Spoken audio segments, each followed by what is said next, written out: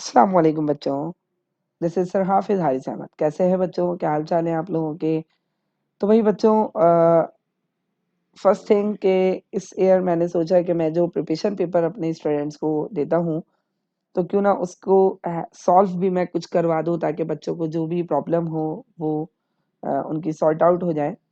तो आज मैं आप लोगों को जो चैप्टर नंबर 1 है which is simple machine matric में उसको उसके न्यूमेरिकल्स मैं डिस्कस करूँगा। ठीक है, सो लेट्स स्टार्ट। बिस्मिल्लाहिर्रहमानिर्रहीम। सबसे पहले ये देखिए न्यूमेरिकल नंबर 1 में जो आपके पास लिखा हुआ है, इस न्यूमेरिकल में क्या चीज़ है ज़रा नोट करते हैं। An object of mass 1000 kilogram is raised 2 metre above the ground using an inclined length of length 10 metre. तो भाई आपको इस न्यूमेरिकल में गिवन है एक अदद इंक्लाइंड प्लेन। ठीक है भाई, तो हम यहाँ पर एक अदद इंक्लाइंड प्लेन बना लेते हैं। ठीक है, अब वो ऑब्जेक्ट यहाँ पे रखा हुआ था, उस पर हमने फोर्स लगाई, उसने यहाँ से यहाँ तक की जो लेंथ कवर की वो लेंथ आपके पास कितनी है, 10 मीटर। ठीक है, और जो उसने हाइट कवर की वो हाइट कितनी है, 2 मीटर। इस लेंथ के जो बॉडी है इसका मास कितना है, तो यहाँ पे पता चला इस बॉडी का मास है 1000 किलोग्राम। ठीक है, अब यहाँ पे आपसे सवाल क्या कर रहे हैं, कैलकुलेट दी एफर्ट, यानी हमें कैलकुलेट क्या करनी है, एफर्ट करनी है कैलकुलेट। मैंने आप लोगों को बताया कि जो एफर्ट होती है बच्चों वो क्या होती है, जो आप फोर्स अप्लाई करते हैं। सही है, तो इस न्यूमेरिकल में आपको जो चीज़ गिवन है, यहाँ पे आपको जो चीज़ गिवन है वो क्या है, फर्स्ट के आपको इसमें लेंथ गिवन है और वो लेंथ कितनी है, 10 मीटर। दूसरी आपको हाइट गिवन है और वो हाइट कितनी है, 2 मीटर। थर्ड वन के आपको यहाँ पे इस बॉडी का मास गिवन है और मास कितना गिवन है, 1000 किलोग्राम। ठीक है बच्चों, और आपको रिक्वायर्ड क्या चीज़ है, रिक्वायर्ड क्या चीज़ है, तो आपने रिक्वायर्ड में आपको मालूम करना है एफर्ट। अब मसला ये है कि जब आप कोई भी मशीन में, सिंपल मशीन में कैलकुलेशन करेंगे तो वहाँ पे याद रखिएगा कि input is equal to output. और input is equal to output का मतलब क्या है कि आपने मिसाल के तौर पे ये लेना है कि जो W मल्टीप्लाई बाय H वो किसके बराबर होगा, P मल्टीप्लाई बाय L के। ठीक है, तो यहाँ पे मैं फॉर्मूला यही यूज़ करूँगा। ठीक है, अब मैं फॉर्मूला यूज़ करता हूँ बच्चों, सॉल्यूशन करता हूँ अपना, ज़रा फोकस रखिएगा। सॉल्यूशन मैंने फॉर्मूला यूज़ किया, W multiply by H is equal to P multiply by L। W की जगह मैं लिख सकता हूँ बच्चों mg, और ये मल्टीप्लाई बाय h, इसका मतलब ये l, यहाँ मल्टीप्लाई लेफ्ट साइड पे आके divide and this is equal to p। So the value of p is mass and mass is equal to 1000। g की वैल्यू आप यहाँ पे सब्सटीट्यूट कर सकते हैं, 9.8, नो इश, नो प्रॉब्लम। लेंथ आपके पास है 2 मीटर, सॉरी लेंथ आपके पास कितनी है, 10, और आपके पास जो लेंथ आपके पास है 10 और हाइट आपके पास कितनी है, 2।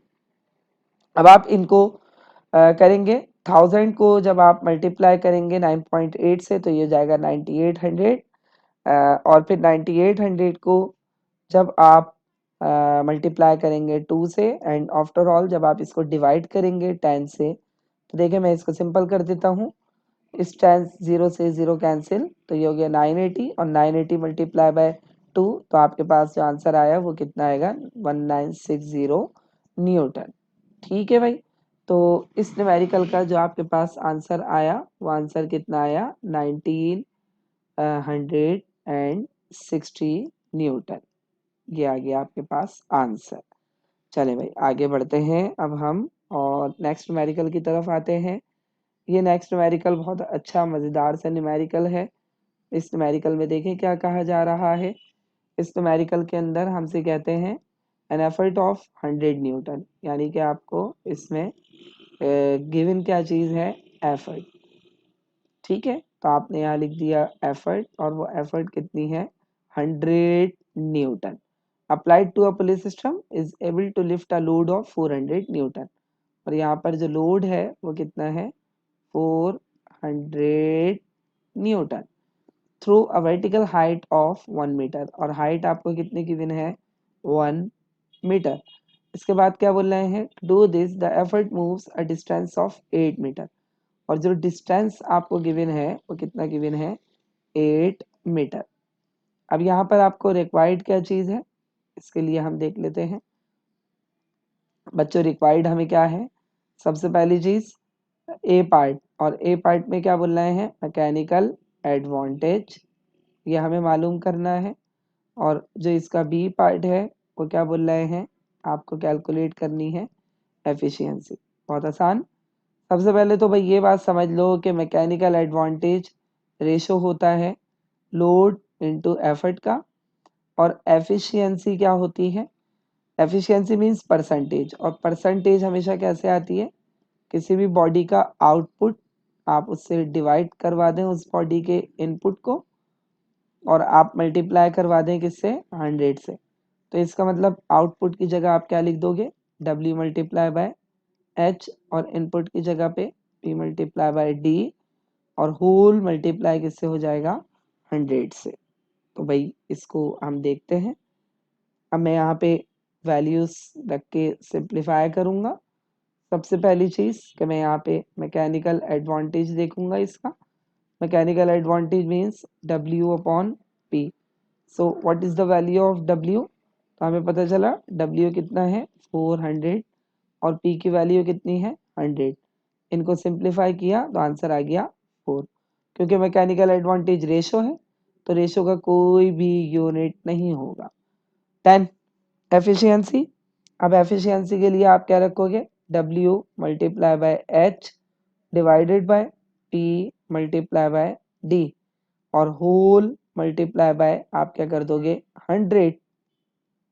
तो भाई बच्चों क्या होगा, W, अब W की जगह आप क्या लिख दोगे, 400 मल्टीप्लाई D की जगह आप क्या लिख दोगे, 8 डिवाइड बाय P की जगह आप क्या लिखोगे, 100 मल्टीप्लाई, और H की जगह आप क्या लिख दोगे, अच्छा यहाँ पे क्या होगा, 1, सॉरी मिस्टेक हो गई थी, और नीचे D है तो इसकी जगह पे आप क्या लिख दोगे, 8। तो भाई इनसे ये कैंसिल हो गया, 4 1 जा 4, 4 2 जा 8। तो ये आंसर आ गया आपके पास 0.5। और क्योंकि इसको मल्टीप्लाई हमें 100 से करवाना है तो एफिशिएंसी इस मशीन की बच्चों कितनी आ गई, 50%। समझ आ गई बात ये वाली। तो भाई ये आपके पास हो गया इसका आंसर। चलें जी, नेक्स्ट आगे बढ़ते हैं। अब जल्दी से नेक्स्ट क्वेश्चन को हम गो थ्रू करते हैं। वो नेक्स्ट क्वेश्चन हमारा क्या है, the length of the Tommy bar of screw jack is 25 centimeter and its pitch is 0.22 metre. देखें आपने जब अपनी बुक में पढ़ा देखा होगा, तो मैं एक रफली सी डायग्राम यहाँ पे बना देता हूँ कि इस तरीके से एक टॉमी बार, मकसद एक आपके पास ऐसे जो है वो एक स्क्रू जैक बना हुआ होगा, ठीक है ये।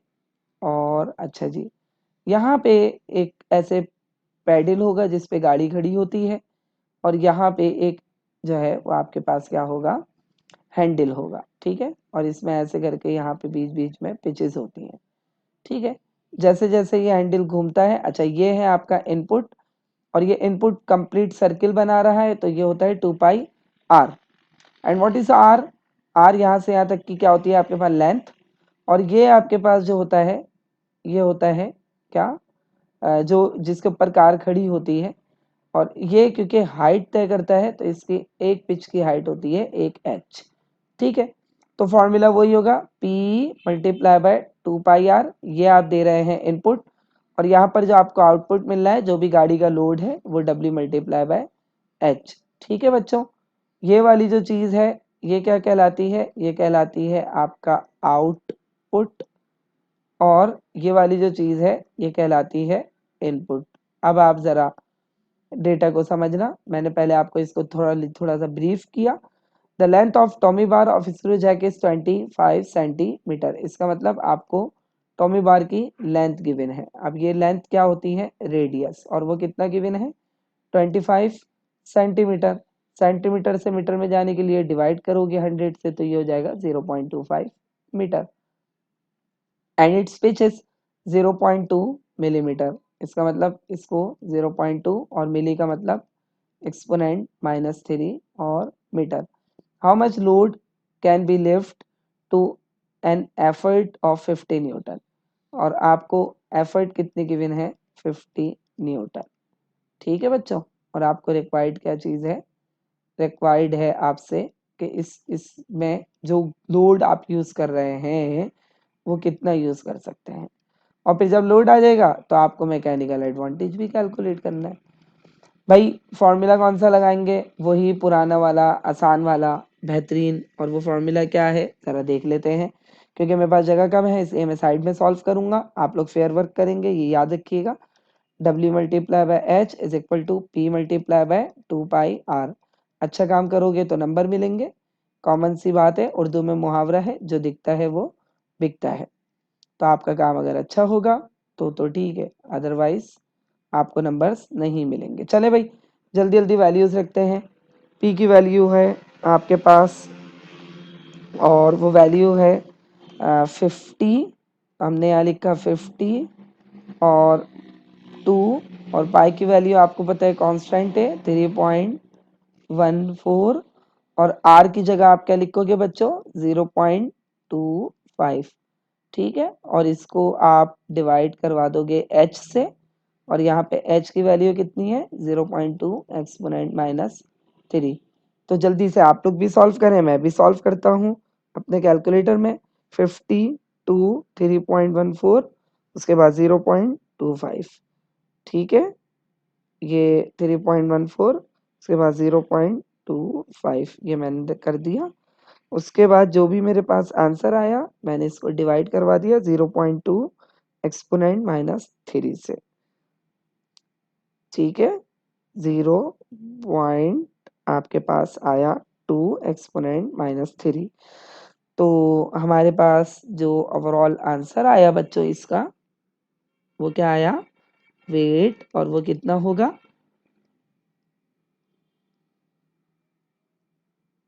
3,92,500 न्यूटन। ठीक है भाई, तो हमने यहाँ पे इसका पहले वाले का आंसर लिखा। तो आंसर यहाँ पे लोड कितना आया? 3,92,500 न्यूटन। चलो भाई, मैकेनिकल एडवांटेज अब ये आप लोग do by your self. W/P आराम से कर लोगे भाई। 392500 डिवाइडेड बाय क्या है? 50। इसका मैकेनिकल एडवांटेज करते हैं, डिवाइडेड बाय 50। अच्छा जी, क्या है? 392500 डिवाइडेड बाय 50। तो आपके पास इसका मैकेनिकल एडवांटेज बच्चों क्या आता है? अब हम इसको लिख लेते हैं यहाँ पे 7 8 5 और 0। चलो भाई, ये वाला न्यूमेरिकल भी हो गया। अब नेक्स्ट न्यूमेरिकल, और वो बड़ा मज़ेदार सा न्यूमेरिकल है, और इस चैप्टर का ये एक लास्ट न्यूमेरिकल है। ठीक है, ये ज़रा समझना, ये बड़ा इंटरेस्टिंग सा न्यूमेरिकल है, इसके अंदर कुछ केस भी हैं। The length between the ratio between the lengths of the arm of lever is 4:1। इसका मतलब एक लीवर मैंने बनाया, और यहाँ देखो 1 बॉक्स 2 बॉक्स 3 बॉक्स 4 बॉक्स, एक तरफ 4 बॉक्स का है और एक तरफ 1 बॉक्स का है, यानी लेंथ ज़्यादा है यहाँ की और यहाँ की कम है। ठीक है, तो इसको मैंने 4 कह दिया और इसको मैंने क्या कह दिया? 1। ज़रा समझना, how much force be applied on longer arm, यानी यहाँ पे कितनी फोर्स अप्लाई की जाएगी? So that a load of 20 newton. यहाँ पे जो how much so that a load of 20 newton at, यहाँ लॉन्गर नहीं होगा, ये मिस्टेक है, इसको आप कर दीजिएगा शॉर्टर आर्म। तो W आपको कितना गिवन है भाई, W इज इक्वल टू, और वो कितना है 20 न्यूटन। बिल्कुल वही वाला फॉर्मूला लगा देंगे, W multiply by H is equal to P multiply by D। तो W की जगह आप लिखोगे 20 मल्टीप्लाई H की जगह, क्योंकि W के साथ 1 है, यानी देखो इस W का रिलेशन शॉर्टर आर्म से, तो यहाँ 1 लिखा, P मालूम करना है, और D की जगह आप क्या लिख दोगे 4। ठीक है भाई, अब ज़रा इसको भी करते हैं, तो ये हो जाएगा 21 ज़ा 20 divided by 4 is equal to P। तो आपके पास P कितना आ गया 5 और न्यूटन। सही है भाई। तो ये हमने chapter number 1 which is simple machine, इसके न्यूमेरिकल्स कंप्लीट किए।